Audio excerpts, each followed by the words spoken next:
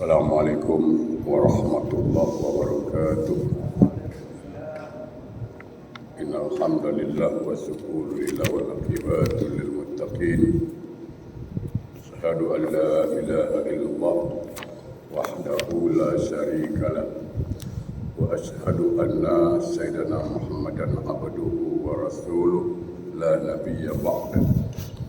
Allahumma salli wa sallim ala sayyidina Muhammadin wa ala alihi wa ashabihi rasulillahi ajma'in, amma ba'du.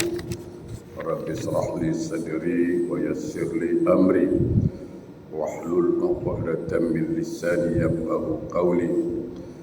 Subhanaka la ilma lana illa ma 'allamtana innaka antal alimul hakim.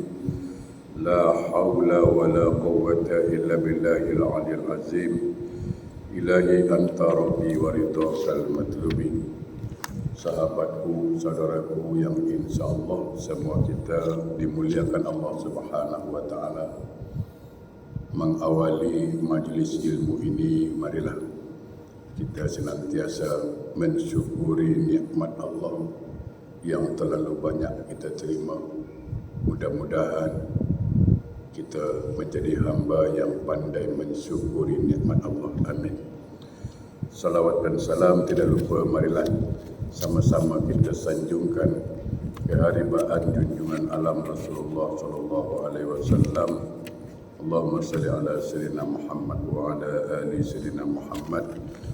Mudah-mudahan kita semua mendapat syafaat dari beliau kelak di akhir. Amin Allahumma amin. Pada pagi ini mari kita sama-sama membincangkan beberapa hadis Nabi, lalu kita bacakan atau bincang juga beberapa riwayat dari sahabat. Diriwayatkan dari Anas bin Malik radhiyallahu anhu dari Nabi sallallahu alaihi wasallam, beliau bersabda, khamsatun laysat lahum salatu. Ada 5 golongan orang, 5 kelompok orang solat tapi Allah tak terima solatnya. Ingat, Allah tidak menerima solatnya, bukan tidak sah. Ini beza nanti ni. Kalau sah, sah. Saya selalu menyampaikan, kalau bicara sah itu kan fikih, cukup syarat dan rukunnya maka sahlah dia. Itu kaedah fikih. Bila kita buat ibadah, cukup syarat, cukup rukun, maka sah. Tapi kan belum tentu diterima Allah. Itu diingat. Ya. Setiap yang sah, dia cukup rukun dan syaratnya. Jadi ini orang bukan tidak sah salatnya, sah salatnya. Tapi Allah tak terima, itu masalah. Ya. Siapa dia? Pertama, al-mar'atu sakhitu 'alaiha zawjuha, yaitu istri yang dimarahi oleh suaminya. Jadi memang menjadi seorang istri itu mudah untuk masuk surga, tapi juga mudah untuk masuk neraka. Istri itu apa mudahnya masuk surga? Taat sama Allah, taat pada suami, selesai. Selesailah itu. Surgalah tempat dia. Dia taat dengan Allah, dia patuh dengan suami dia. Surga. Kadang-kadang saya minta maaf, ada isteri, tapi bukan isteri kita lah, insya-Allah bukan. Dia tahan, dia tak tegur dengan suaminya, dia tahan. Dia boleh tidur sedangkan suaminya sedang marah dengan dia. Wah. Saya selalu katakan, kalaulah isteri itu boleh tidur sedangkan suami sedang marah, ini isteri betul-betul tak tahu agama, saya katakan. Betul tak tahu agama. Nabi mengatakan apa? Barang siapa seorang suami mengajak isteri ke tempat tidur, kita fahamlah itu. Isteri menolak, fabata ghadban, dia tolak. la'anat malaika hatta tusbih. Maka istri itu dilaknat Allah, istri itu dilaknat oleh malaikat sampai subuh. Kalau dia solat juga dalam keadaan suami sedang marah, solatnya sah, tapi Allah tak terima. Bayangkan ketika suami sedang murka dengan dia, ketika suami sedang marah dengan dia, dia meninggal. Meninggal dalam keadaan suami murka, double confirm masuk neraka. Kerana untuk seorang isteri masuk surga mesti mendapatkan ridha suami. Selain ridha Allah, dia dapat ridha suami. Makanya saya menganjurkan sangat kepada isteri-isteri, ya, selalu tanyalah suami, awak ridha tak dengan saya? Selalu tanya, tapi jarang isteri sekarang tanya.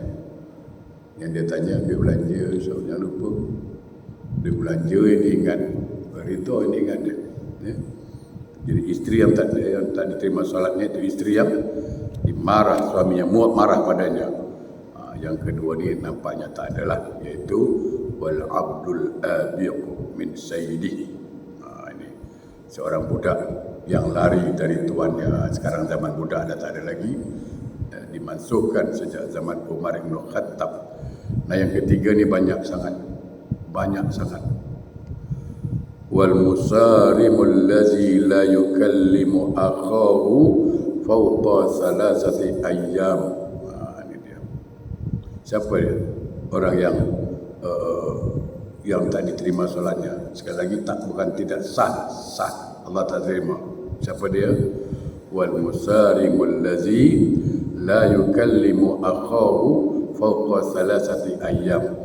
Orang yang bertengkar, yang bergaduh, yang selisih faham. Ingat, orang yang bertengkar, yang bergaduh, selisih faham. Kalau tak bertengkar tak ada masalah lah. Kalau tak selisih faham tak ada masalah. Ya. Orang yang bertengkar, ya, bergaduh, selisih faham, sakit hati, dan tidak mau bercakap-cakap atau berkata-kata dengan saudaranya lebih dari 3 hari. Semua kita saudara. Al-Muslim akhul Muslim. Muslim saudara Muslim yang lainnya.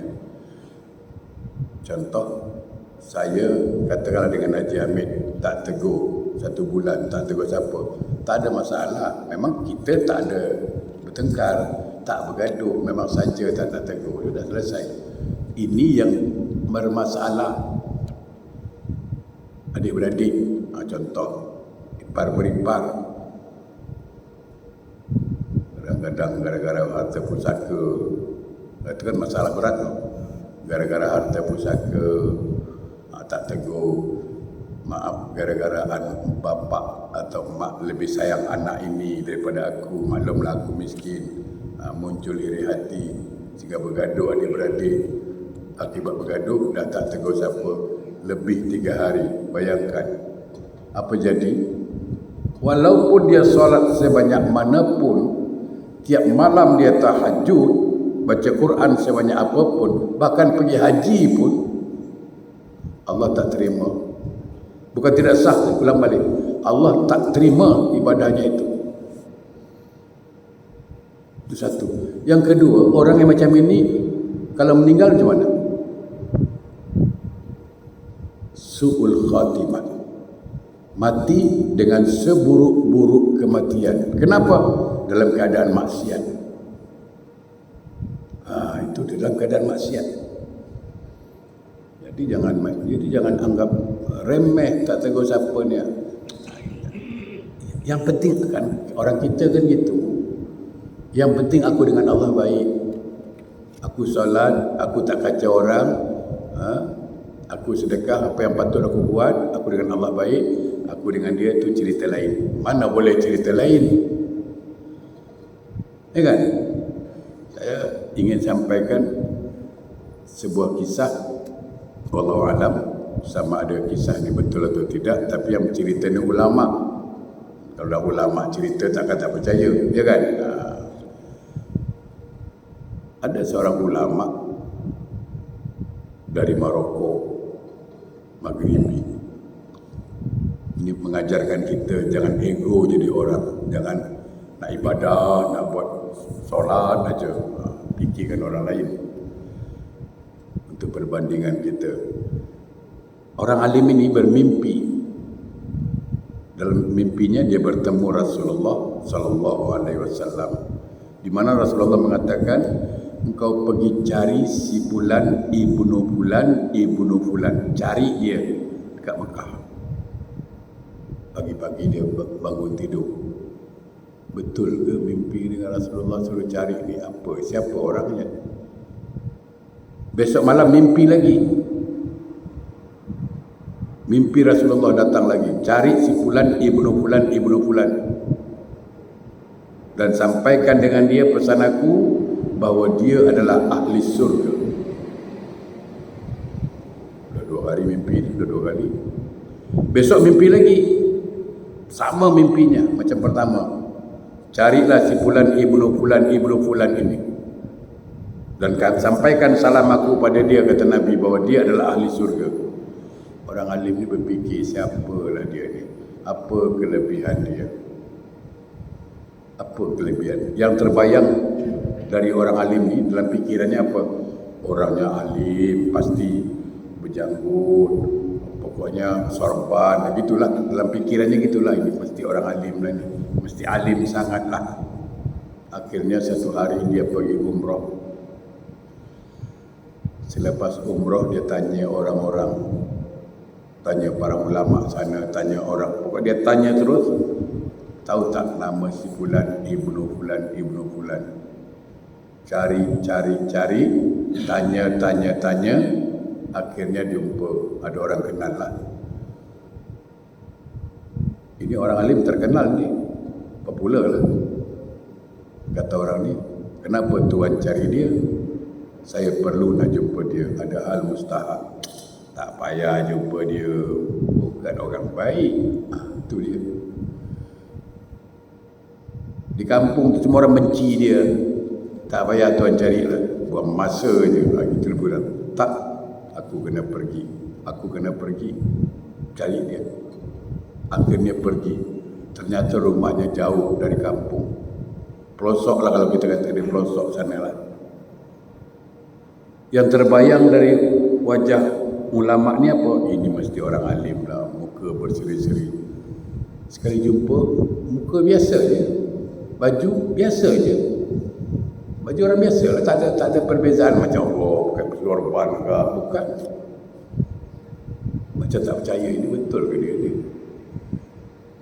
Ulama tengok, awak nama Fulan ibnu Fulan ibnu Fulan? Betul, saya lah. Betul ke? Sampai tak percaya ke tengok wajah, tak yakin, ya kan? Betul, saya lah yang awak cakap. Kenapa? Jauh-jauh cari saya. Aku bermimpi 3 kali mimpi berjumpa dengan Rasulullah, suruh cari awak, suruh cari kau.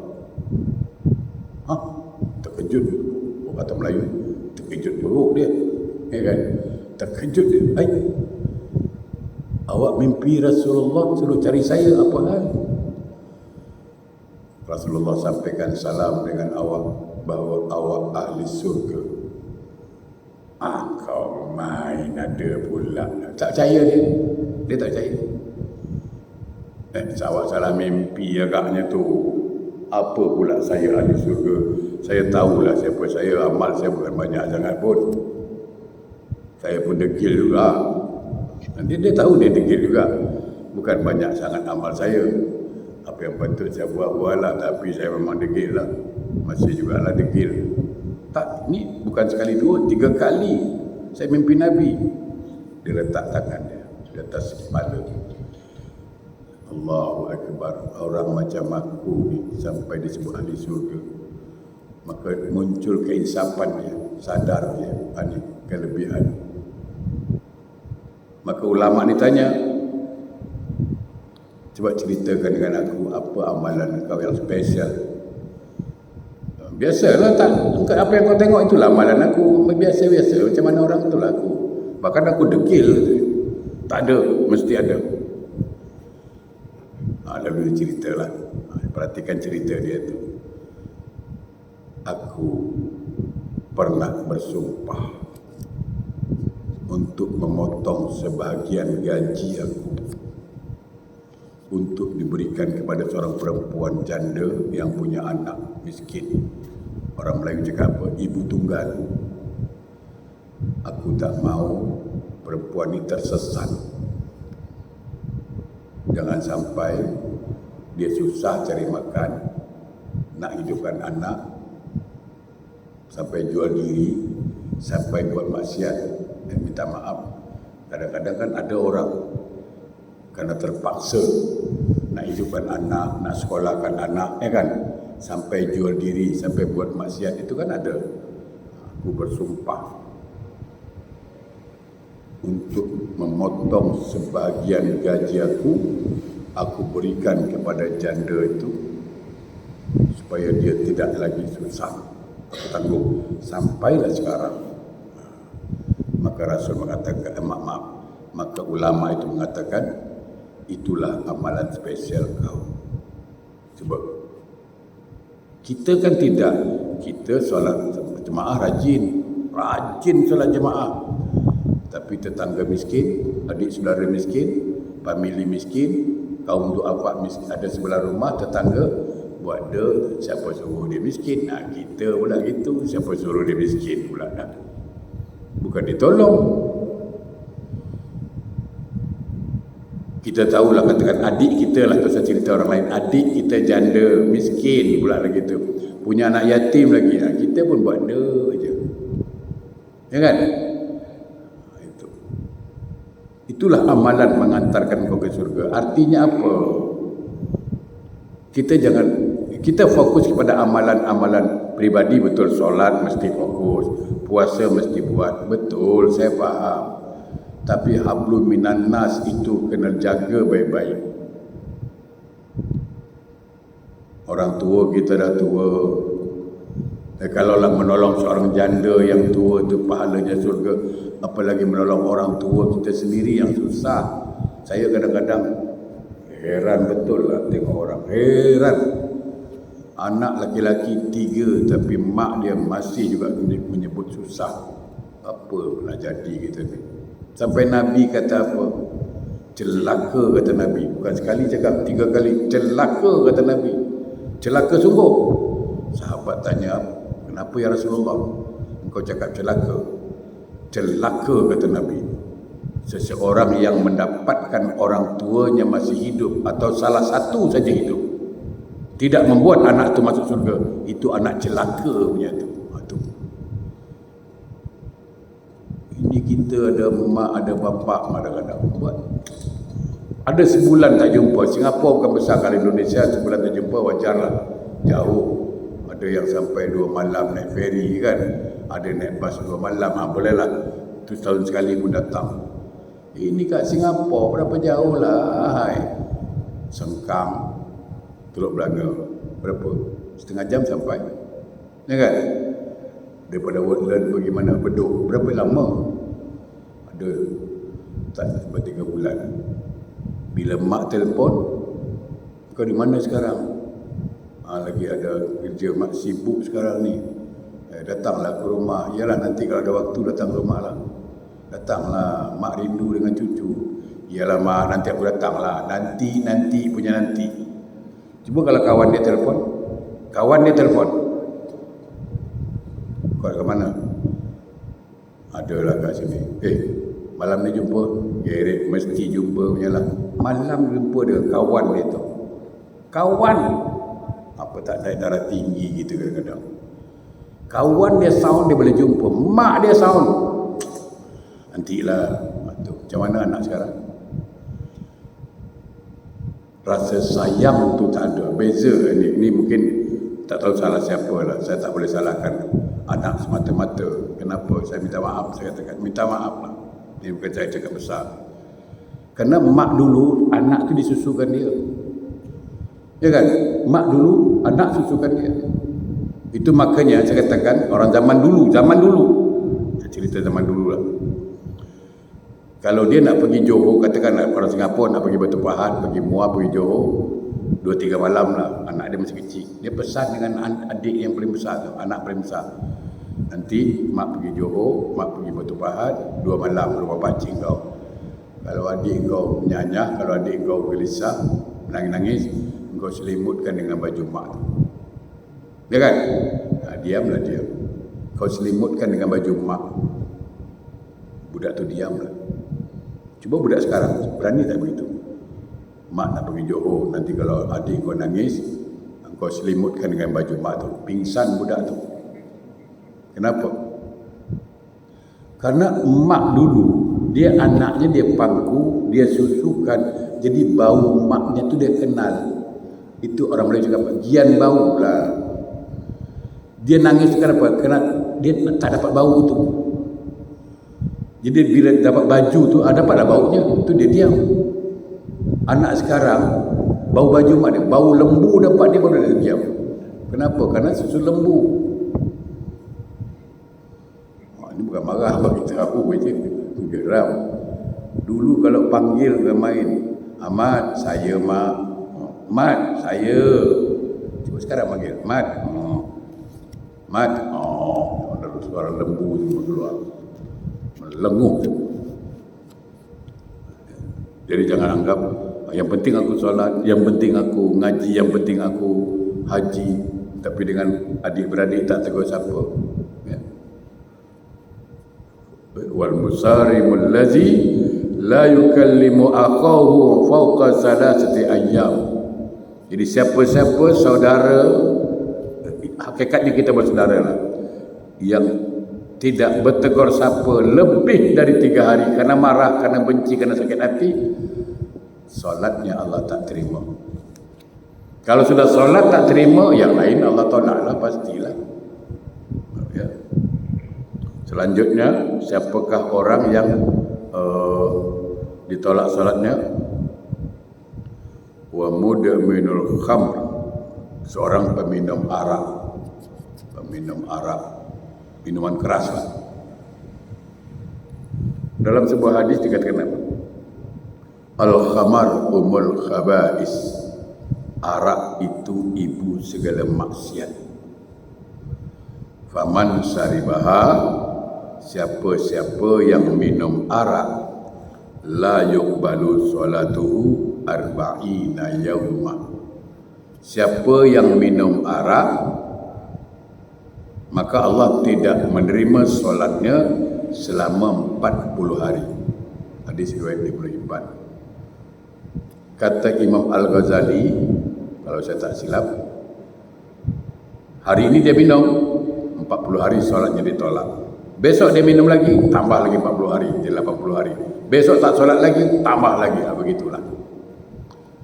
Fa in mata fi batanihi, kalaulah dia mati arak masih dalam perutnya, mata maitatan jahiliyah, maka kematiannya sama dengan matinya orang jahiliyah. Nah, ini jadi kalau samalah, dadah sama juga lah tu, dadah arak tu sama lah tu. Ya. Kulu maskirin kasiruhu faqaliluhu haram. Setiap yang memabukkan sedikit atau banyak haram. Ya. Sampai-sampai Ibnu Mas'ud mengatakan apa? Kalau ada orang mati pasal minum arak, kata Ibnu Mas'ud, sahabat Nabi SAW, kalau ada orang mati pasal minum arak, solatkanlah, kuburlah, tanam dia. Tak usah lama-lama, tunggu beberapa jam, mari sama-sama kita pergi kubur dia. Itu kata Ibnu Mas'ud, sahabat Nabi yang cakap ni. Sudah ditanam beberapa jam, kita pergi kubur dia balik. Gali, dan Ibnu Mas'ud bersumpah. Aku bersumpah, kata Ibnu Mas'ud, gantung kepala ke bawah, kaki ke atas. Kaki letak ke atas, kepala ke bawah. Sila gali itu kubur dan letakkan pedang yang tajam di leher saya. Galilah kubur tu. pasti berpaling dari kiblat. Tadi kita waktu tanam kan ada ke kiblat tu. Kalau kita boleh menghadapkan dia ke kiblat, maka tak susah bagi malaikat memalingkan wajahnya kiblat. Apa dasarnya? Hadis tadi. Fa in mata fi batnihi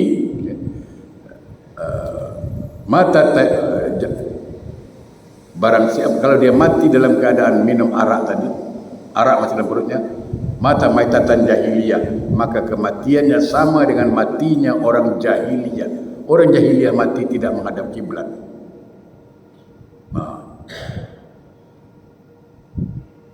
Kita serba salah.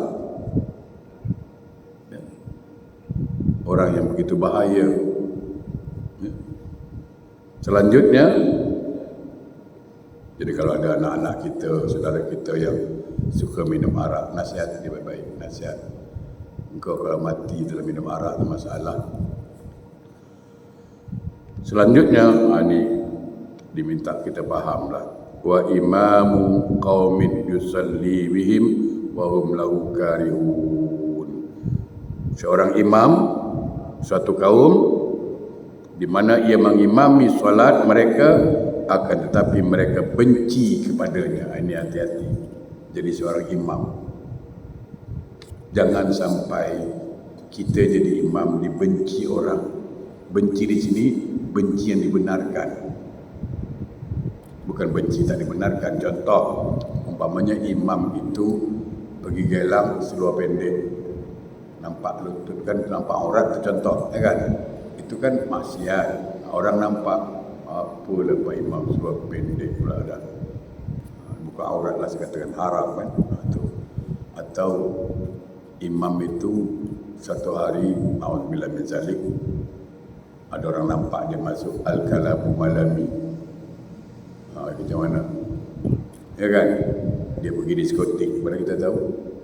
Ada orang nampak. Ya kan? Contohlah. Atau imam tu buat hal yang maksiat lah, auzubillah min zalik. Orang nampak. Lalu dia jadi imam. Orang benci dengan dia. Pasal apa? Pasal maksiat dia. Nah, imam itu Allah tak terima solatnya. Tapi kalau dia tegas, dia baik, orang benci, dia cakap, dia marah dengan orang yang minum arak, dia marah betul, artinya dia larang lah. Atau orang laki-laki pakai rantai emas, dia larang. Lalu orang marah, itu benci yang tak dibenarkan. Kerana imam betul-betul menyampaikan risalah dakwah, cuma orang tak terima.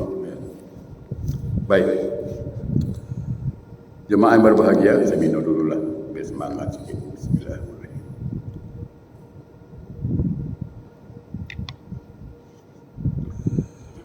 Diriwayatkan dari salah seorang sahabat bahawa ia berkata, barang siapa tidak sanggup mengerjakan 8 perkara, maka hendaklah ia mengerjakan 8 perkara yang lain agar mendapatkan keutamaan yang 8 itu. Kita tak mampu nak buat 8 perkara ni. Perkara baik ni kita tak mampu nak buat. Tapi kita nakkan juga fadilahnya, kita nakkan juga keutamaannya, tapi kita tak buat. Tapi kita mau. Kata sahabat, engkau buat 8 perkara yang lain. Apa dia? 1. Barang siapa menginginkan keutamaan solat malam sedang ia ketiduran, dia ingin solat tahajud tapi tertidur, sayanglah, kerana dia memang selalu tahajud. Dia nak tahajud tapi ketiduran. Bagaimana nak mendapatkan fadilah dia supaya sama fadilah keutamaannya? Kata sahabat, maka hendaklah ia tidak berbuat maksiat pada siang harinya. Ini kita ni pula terbalik. Sudahlah tak tahajud, maksiat laju juga. Macam mana?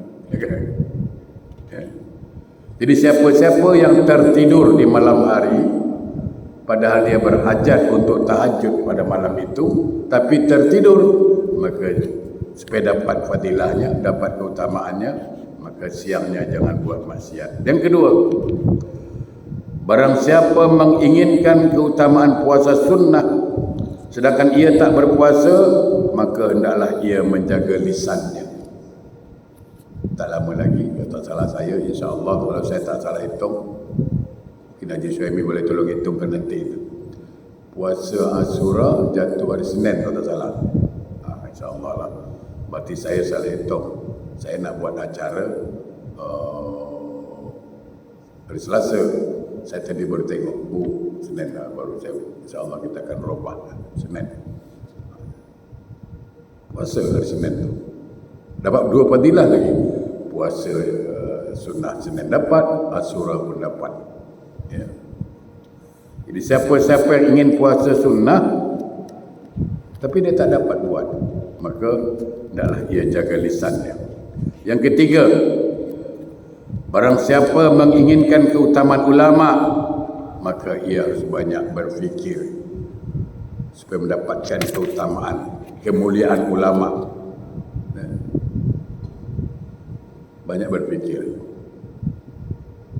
Tafakkaru fi khalqillah wala tafakkaru fi zatillah fatahliku. Kata Nabi dalam sebuah riwayat, kalau nak berfikir, fikirkanlah apa yang Allah dah ciptakan. Jangan fikirkan tentang Allah, zat Allah, fatahliku. Kau nak fikir, kalau kau nak belajar, belajarlah apa yang Allah dah cipta. Jangan kau fikir zat Allah pula. Sekarang ni orang macam ragam. Saya pernah jumpa seseorang, kadang-kadang darah tinggi juga ni orang macam ini. Dia cakap apa? Awak soal, ini orang tua-tua ni, awak soal, awak sembahyang kan? Saya bilang insya-Allah. Awak tahu tak sembahyang mana? Siapa awak sembah? Sembahyang mana? Sembahyang mana? Astagfirullah, orang tua ni. Macam nak bagi ketul dia. Sebelah maksud pakcik apa? Itulah awak sembahyang pandai, sembahyang pandai, tapi tak tahu sembahyang mana, kata. Saya urung dada dalam hati saya, orang tua ni apalah. Ilmu apalah dia belajar. Ni saya nak bagi tahu supaya faham sembahyang. Kan itu kan. Dia boleh cakap sembahyang mana pula. Tolong dipahami. Kalau dia tak faham bahasa, belajar. Jangan kelentong sana, kelentong sini. Saya minta maaf. Indonesia itu kan sembahyang itu kan berasal dari Indonesia atau bahasa sana. Rupun Melayu lah saya katakan. Indonesia itu dulu dikuasai sebelum Islam masuk agama apa? Hindu kan? Hindu. Sebelum Islam masuk, banyak orang Hindu dulu. Karena dulu kan dari India belakang. Okay. Kan belum ada istilah solat. Mana ada orang Hindu cakap solat? Orang Hindu cakap apa? Sembah. Sembah itu. Jadi sembahyang itu 2 kalimat. Sembah. Siapa yang disembah? Hyang. Hyang itu sebutan Tuhan. Artinya yang itu apa? Yang wujud, yang tak nampak tapi ada. Itulah yang namanya. Itu istilah dalam bahasa Sanskrit. Jadi sembah aslinya sembah yang, bukan sembahyang. Kan dah berubah sekarang. Asli bahasanya sembah yang, menyembah yang siapa? Yaitu yang wujud, yang tak nampak tapi wajib ada. Nah, waktu itu Islam mulai masuk pelan-pelan. Nah, cara ulama dahulu dia taklah tukar langsung, nanti orang terkejut, ya kan? Pelan-pelan lah disebut sembahyang. Maksud yang di sini siapa? Yang wujud, yang tak nampak. Siapa yang itu? Allah. Nah, dulu begitu. Dulu kalau orang Jawa ni, Ashura ni kan di Jawa lah, itu satu malam wayang kulit. Tahu wayang kulit? Pernah tengok wayang kulit? Belum. Itu main tu malam jagat dewa putra 5 inggih menika wonten dawuh pangandikan Gusti lan asra kang pangestaya lanipun. Itu dia punya lagu tu. dia memberikan dakwah itu tidak keras sangat, tidak langsung berubah, pergi pelan-pelan. Sembahyang, artinya sembahyang, menyembah yang siapa? Yang wujud, yang tak nampak, tapi wajib ada. Dah faham, maka digantilah menjadi solat. Popular solat sekarang itu. Jadi jangan sebut lagi sembahyang mana. Apalah kau ni tak tahu cakap Melayu. Itu bahasanya dua tu, sembahyang. Itu. Supaya jangan salah faham. Jadi siapa yang menginginkan keutamaan ulama, maka ia harus banyak berfikir. Keempat, barang siapa menginginkan keutamaan orang-orang yang berjuang dan berperang di jalan Allah, sedangkan ia ada di rumahnya, maka hendaknya ia berjuang melawan syaitan. Jadi siapa-siapa ingin mendapatkan keutamaan fadilah fi sabilillah, orang yang berjuang di jalan Allah, yang berperang di jalan Allah, dia tak dapat pergi perang, pergi lawan syaitan. Dia ada nafsu, fadilahnya sama. Yang kelima, yang kelima, barang siapa menginginkan sedekah sedangkan ia tidak mampu, maka hendaklah ia mengajarkan ilmu yang pernah ia terima dari orang lain. Dia nak sedekah tapi tak ada duit. Dia nak sedekah tapi tak mampu, maka dia ajarkan orang apa yang dia pernah belajar dengan ustaz, apa yang dia pernah belajar dengan orang lain, dia pergi ajar dengan orang itu. Sama dengan sedekah. Yang keenam, barang siapa menginginkan keutamaan haji sedangkan ia tak mampu pergi haji kerana miskin, maka hendaklah ia senantiasa solat Jumaat. Jangan tinggalkan Jumaat. Ya, Nabi mengatakan dalam hadisnya apa? Yaumul Jum'ah hajjulil fuqara. Hari Jumaat hajinya orang miskin. Jadi kalau kita tak mampu nak pergi haji, buat solat Jumaat. Ini yang teruknya ada. Sudahlah miskin, apa ke dana, tidak pula solat Jumaat, apa nak jadi? Itu teruk tu. Yang ketujuh, barang siapa menginginkan keutamaan orang-orang yang tekun beribadah, maka hendaknya ia mendamaikan orang yang sedang bertengkar dan tidak menimbulkan permusuhan serta kebencian di antara mereka. Ya. Supaya kita mendapatkan fadilah ahli ibadah, maka hendaklah kita suka mendamaikan orang yang bertengkar. Jangan cari musuh. Terakhir, barang siapa yang menginginkan keutamaan wali abdal, maka hendaknya ia menekan dadanya bersabar dan ridha kepada kawannya apa yang ia ridha untuk dirinya sendiri. Jadi kalau kita ingin mendapatkan keutamaan seorang wali abdal, wali utama, maka hendaklah banyak bersabar dan ridha atas apa yang orang dah buat. Tak usah dendam, dan ridha pada apa yang Allah sudah takdirkan. Mudah-mudahan bermanfaat. Yang benar dari Allah, yang salah dari saya.